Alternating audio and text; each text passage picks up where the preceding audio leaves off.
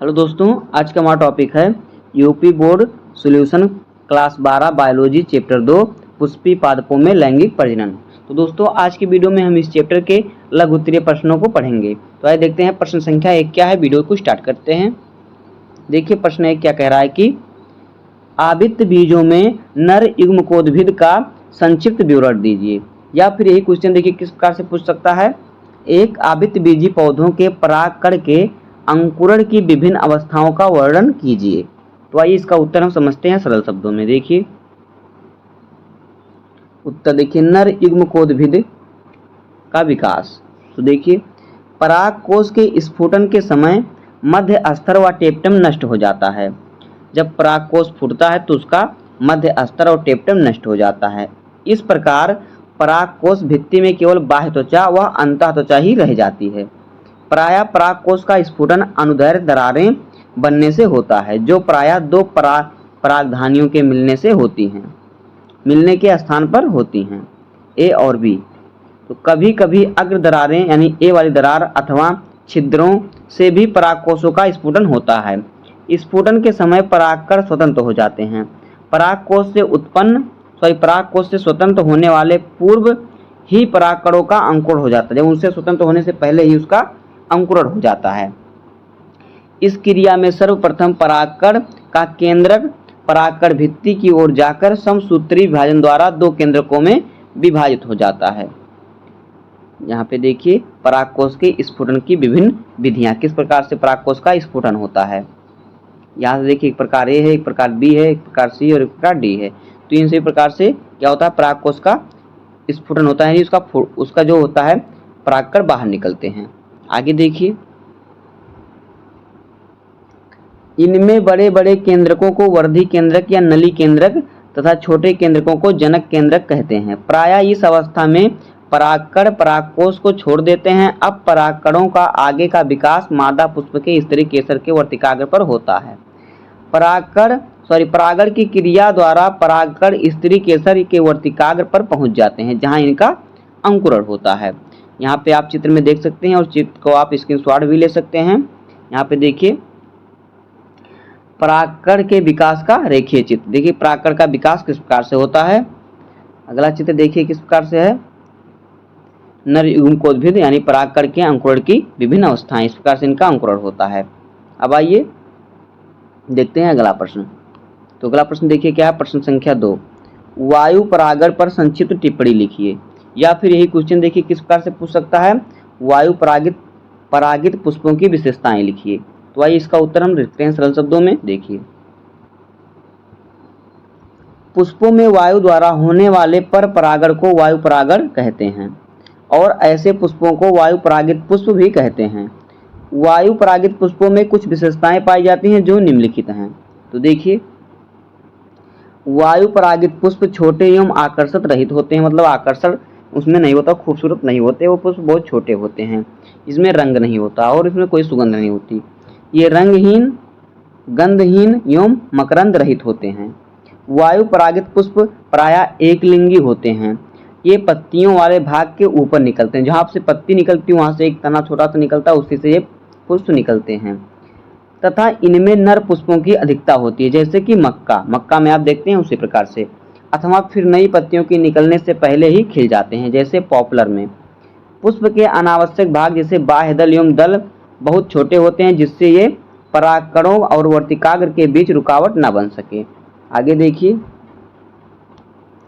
वायु परागण करने वाले पुष्पों द्वारा प्रचुर मात्रा में परागकण उत्पन्न होते हैं, क्योंकि वायु के झोंकों के साथ परागकणों का अधिकांश भाग इधर उधर गिरकर नष्ट हो जाता है और फिर थोड़े से परागकण ही वास्तविक परागण क्रिया में भाग ले पाते हैं। उदाहरणार्थ मक्का तथा रुमेक्स का एक पौधा क्रमशः लगभग 2 करोड़ तथा 40 करोड़ परागकण उत्पन्न करता है। जो मक्का होता है उसका एक पौधा लगभग से 2 करोड़ से लेकर 40 करोड़ तक परागकण उत्पन्न कर सकता है। इसी प्रकार कैनाबिस के एक पुष्प से लगभग 5 लाख परागकणों का निर्माण होता है। परागकण छोटे, शुष्क व हल्के होते हैं, जिससे ये वायु में आसानी से इधर उधर उड़ सकें। कुछ पुष्पों के परागकणों में विशेष संरचनाएं भी पाई जाती हैं जो वायु परागण में सहायक होती हैं। जैसे चीड़ के परागकण पंखयुक्त होते हैं जिससे ये आसानी से उड़ सकें। आगे देखिए,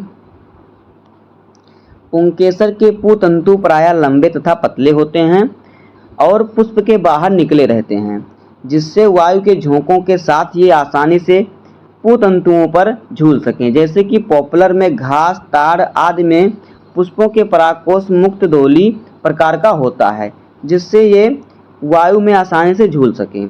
इन पुष्पों का वर्तिकाग्र लंबा रोम युक्त एवं पुष्प के बाहर निकला होता है जिससे ये परागकणों को आसानी से पकड़ सके, जैसे कि रोम युक्त मक्का, चिपचिपा, पॉपुलर। तो इस प्रकार से हमारा दूसरा क्वेश्चन का आंसर हो जाएगा। भाई देखते हैं अगला क्वेश्चन। देखिए अगला क्वेश्चन किस प्रकार से है।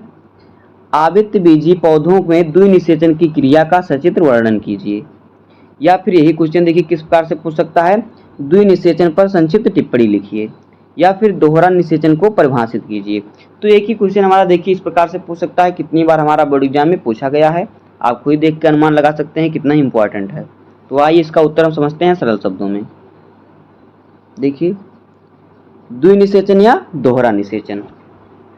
तो देखिए पराग नलिका यानी पोलन ट्यूब, पराग नलिका में उपस्थित दोनों नर केंद्रक ही नर युग्म की तरह कार्य करते हैं। जो पराग नलिका में दोनों नर केंद्रक होते हैं वही नर युग्मक की तरह कार्य करते हैं और भ्रूणकोश में पहुंचने के बाद इनमें एक नर युग्मक वास्तविक मादा युग्मक अर्थात अंड कोशिका के अंदर प्रवेश करके उसके केंद्रक के साथ संलयित हो जाते हैं। यह क्रिया वास्तविक युग्मक संलयन है। इस प्रकार क्रिया को निषेचन कहते हैं। दूसरा नर युग्मक दो ध्रुवीय केंद्रक द्वारा बने द्वितीय केंद्रक की ओर पहुंचकर उसे निषेचित करता है। यह क्रिया त्रिसंयोजन कहलाती है।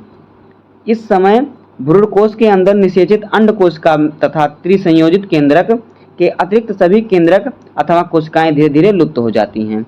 यहाँ एक ही भ्रूण में दो संलयन होता है, अतः यह क्रिया द्विनिषेचन कहलाती है और इस क्रिया के फलस्वरूप भ्रूणकोश में प्रायः निम्नलिखित परिवर्तन दृष्टिगोचर होते हैं यानी दिखाई देते हैं। देखिए क्या क्या परिवर्तन होते हैं उसमें। नंबर 1 देखिए, बीजांड के दोनों कवच तथा इनसे बनने वाली संरचनाओं में कोई विशेष परिवर्तन नहीं होता और ये नए बनने वाले बीज का बीजावरण बनाते हैं। देखिए जिससे इस प्रकार से ये दिख रहा है, इसी प्रकार से ये भी दिख रहा है, बी वाला भी, तो इसमें कोई ज़्यादा परिवर्तन नहीं हुआ है। सिर्फ क्या हुआ है, इसमें नए बीज का निर्माण होता है, जो इसका आवरण है वो नया हो जाता है। आगे देखिए दूसरा नंबर, बीजांड काय में उपस्थित भ्रूणकोश में अब दो ही केंद्रक तथा उससे बनने वाली कोशिकाएं रह जाती हैं। ये इस प्रकार से हैं। पहला क्या है, निषिक्तांड। तो देखिए निषिक्तांड क्या है, जो एक नर युग्मक केंद्रक तथा अंड कोशिका के संलयन के फलस्वरूप बना है, आगे चलकर भ्रूण का निर्माण करेगा। अगला क्या है, भ्रूणपोष केंद्रक, जो द्वितीय केंद्रक 2n तथा यानी जो 2n का मतलब है द्विगुणित, जो द्वितीय केंद्रक तथा एक नर केंद्रक यानी अगुणित के संलयन से बना है, अतः प्रायः त्रिगुणित होता है और संपूर्ण भ्रूणकोश में कोशिका द्रव्य को अपनी कोशिका मानकर रहता है। यही कोशिका आगे चलकर भ्रूणकोश का निर्माण करता है। इस प्रकार से तीसरे क्वेश्चन का आंसर हो जाएगा। अब आइए देखते हैं चौथा क्वेश्चन क्या है हमारा। देखिए, द्विनिषेचन के पश्चात किसी आवृत्तबीजी पौधों के बीजांड में होने वाले बहुत परिवर्तनों का उल्लेख कीजिए। कितने परिवर्तन होते हैं सबका उल्लेख करना है। तो आइए उत्तर लिखते हैं इसका। देखिए उत्तर, हेडिंग हमारा क्या है, द्विनिषेचन के पश्चात बीजांड में होने वाले परिवर्तन। तो पहला परिवर्तन क्या है, बाह्य अध्यावरण। बीज का बीजचोल बनता है, जो बीज होता है वो बीजचोल बनाता है। अंतः अध्यावरण, बीज का अंतः कवच डेगमेन बनाता है। तीसरा देखिए, बीजांड वृंद जो होता है नष्ट हो जाता है। लीची में इसमें एक मांसल ऊतक निकलता है, यह बीज के चारों ओर होता है। इसे बीजचोल या एरिल कहते हैं। यह खाने योग्य भाग है। इसे क्या कहते हैं, थर्ड इंटेग्यूमेंट कहते हैं। अगला देखिए आगे, चौथा नंबर क्या है, देखिए बीजांड द्वार। बीजांड द्वार के रूप में ही रहता है। बीजांड द्वार जो है इसी रूप में रहता है। आरंडी में इससे एक अतिवृद्धि निकलती है जिसे बीजचोलक कहते हैं। 5वां नंबर है बीजांड काय, प्रायः समाप्त हो जाता है। जो बीजांड काय होता है प्रायः समाप्त हो जाता है। कभी कभी पतली परत के रूप में बचा रहता है जिसे परिभ्रूणपोष कहते हैं, जैसे कुमुदनी, काली मिर्च आदि में। अगला प्रश्न देखिए, प्रश्न संख्या 5। देखिए, भ्रूणकोष तथा भ्रूणपोष की तुलना कीजिए, यानी अंतर स्पष्ट कीजिए। तो देखिए उत्तर हमारा है भ्रूणकोष तथा भ्रूणपोष की तुलना। तो इसकी तुलना करते हैं। देखिए पहले हम एक तरफ हमारा है भ्रूणकोष, एक तरफ है भ्रूणपोष। तो देखिए बीजांड अर्थात कि गुरु बीजांडधानी के अंदर बनने वाले 4 गुरु बीजाणुओं में से एक क्रियाकार गुरु बीजाणु से परिवर्धित होता है। आवृत्त बीजी पौधों का मादा युग्मकोद्भिद है। इसमें देखिए भ्रूणपोष में आवृत्त बीजी पौधों में द्वि निषेचन में घटित द्वितीयक केंद्रक के निषेचन अर्थात त्रिसंलयन से बने प्रायः त्रिगुणित केंद्रक से विकसित होता है। अनावृत्त बीजी पौधों में यह युग्म कोद्भिद अगुणित ही रहता है। आगे देखिए अगला, इसमें भ्रूणकोष में यह प्रायः केवल 8 केंद्रकों यानी 3-3-2 स्थानों पर कोशिकाओं के रूप में तथा 2 समान जीवद्रव्य में द्वितीय केंद्रक के रूप में तथा कुछ जीवद्रव्य से बना सदैव अगुणित संरचना है। इसमें देखिए भ्रूणपोष में यह अगिनत केंद्रकों वाली संरचना है जो प्रायः त्रिगुणित अथवा बहुगुणित होता है, किंतु अनावृत्त बीजियों में यह अगुणित ऊतक के रूप में होता है। इसमें देखिए भ्रूणकोष में यह मादा जनन इकाई को आश्रय देने वाली संरचना है और इसमें यह एक पोषक ऊतक है जो भ्रूण को बनाते समय अथवा अंकुरण के समय पोषण प्रदान करता है।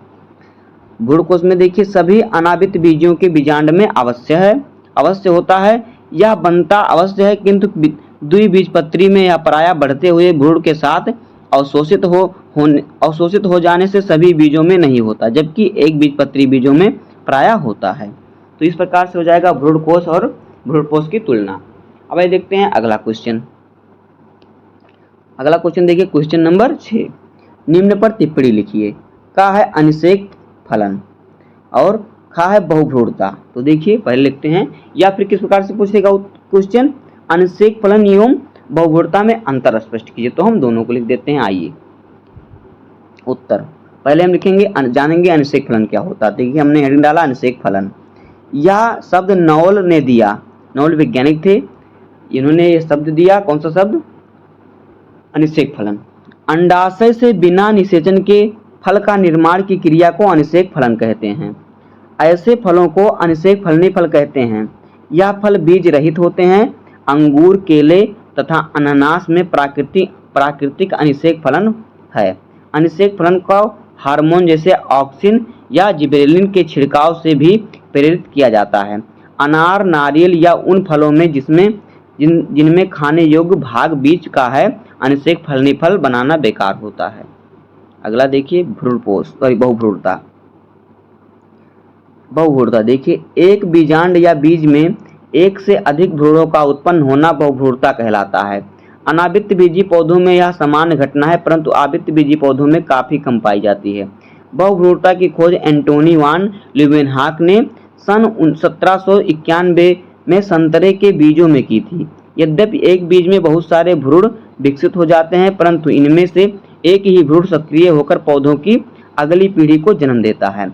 बहुभ्रूणता निम्न प्रकार की होती है। देखिए नंबर 1 सरले बहुभ्रूणता। इस प्रकार की बहुभ्रूणता में बीजांड में एक से अधिक भ्रूणकोष होते हैं। इनमें निषेचन के बाद अनेक निश्चित कांड बनते हैं। प्रत्येक से भ्रूण का निर्माण होता है, जैसे कि ब्रेसिका। दूसरा नंबर है मिश्रित बहुभ्रूणता।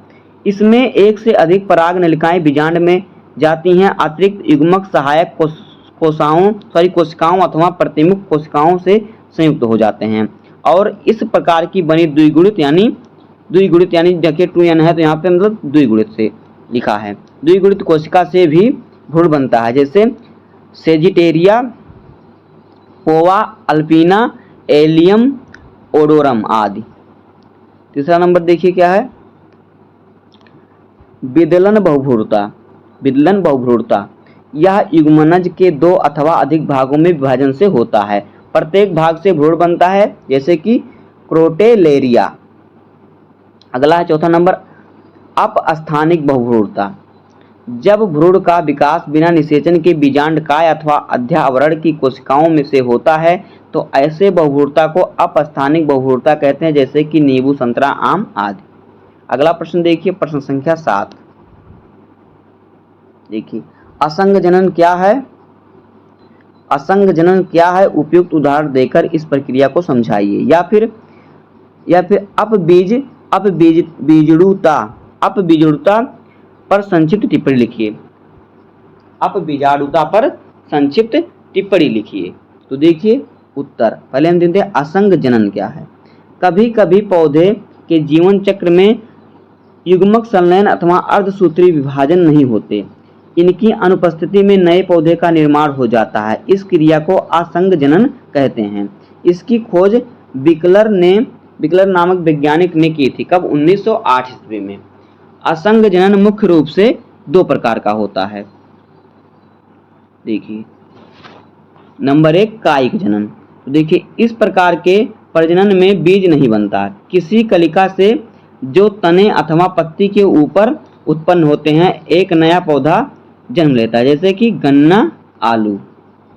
अगला प्रश्न देखिए, अगला हेडिंग दूसरा नंबर क्या है? अनिषेक बीजता। लैंगिक जनन की अनुपस्थिति में बीज का निर्माण इस प्रकार का प्रजनन बीज द्वारा होता है, परंतु बीज के बनने में संयुग्मन एवं अर्धसूत्री विभाजन नहीं होते। यह निम्न प्रकार से होता है। नंबर 1 देखिए, अपस्थानिक भ्रूणता। तो देखिए, इस प्रकार के बीज के निर्माण में बीजांडकाय अथवा अध्यावरणों की कुछ कोशिकाएं विभाजन एवं वृद्धि करके भ्रूण का निर्माण करती हैं।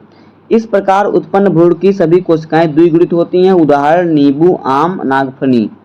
और देखिए द्विगुणित बीजाणुता, ये हेडिंग हमारा है। इस प्रकार के बीज का निर्माण दीर्घ बीजाणु मात्र कोशिका से भ्रूणपोष बन जाता है। क्योंकि इस निर्माण में अर्धसूत्री विभाजन नहीं होता, सभी कोशिकाएं द्विगुणित होती हैं। यदि इस भ्रूणकोश के अंड से नर युग्मक के संयोजन के बिना भ्रूण का विकास होता है तो इसे अनिषेक जनन कहा जाता है। उदाहरण के लिए इक्सेरिस डेटांटा, टेरेक्साकम एल्बाइडियम आदि। अगला देखिए क्या है? अपबीजाणुता। इसकी खोज रोजनबर्ग ने 1907 में की। इसमें बीजांडकाय की कोई कोशिका एक ऐसे भ्रूणकोश का निर्माण करती है जिसकी प्रत्येक कोशिका में गुणसूत्र द्विगुणित होते हैं। यदि ऐसे भ्रूणकोश के अंड में नर युग्मक के संयोजन के बिना भ्रूण का विकास होता है तो इसे क्या कहते हैं? अनिषेक जनन कहते हैं। उदाहरण के देखिए, क्रेपिस, क्लिफ्टोनिया, पार्थिनियम। अगला प्रश्न देखिए, प्रश्न संख्या 8। अपयुग्मन पर टिप्पणी लिखिए या लिखिए। तो उत्तर देखिए, अपयुग्मन, यदि हेडिंग हमारा है अपयुग्मन, यदि अगुणित भ्रूणकोश के अंड कोशिका के अलावा अन्य किसी दूसरी कोशिका जैसे सहायक कोशिका अथवा प्रतिमुख कोशिका से भ्रूण का निर्माण होता है तो इसे अपयुग्म कोशिका कहते हैं। अर्थात युग्मकोद्भिद से सीधे बीजांडुभिद का निर्माण, जैसे कि एरिसिरिया या फिर लिलियम आदि। तो दोस्तों, इस प्रकार से हो जाएगा चैप्टर 2 का लघु उत्तरीय प्रश्न। उम्मीद है कि आपको वीडियो पसंद आया होगा। अगर आपको वीडियो पसंद आया हो तो वीडियो को लाइक कर दीजिएगा। चैनल पर नए हैं तो सब्सक्राइब कर दीजिए। मिलते हैं किसी नेक्स्ट वीडियो में, तब तक के लिए धन्यवाद। जय हिंद।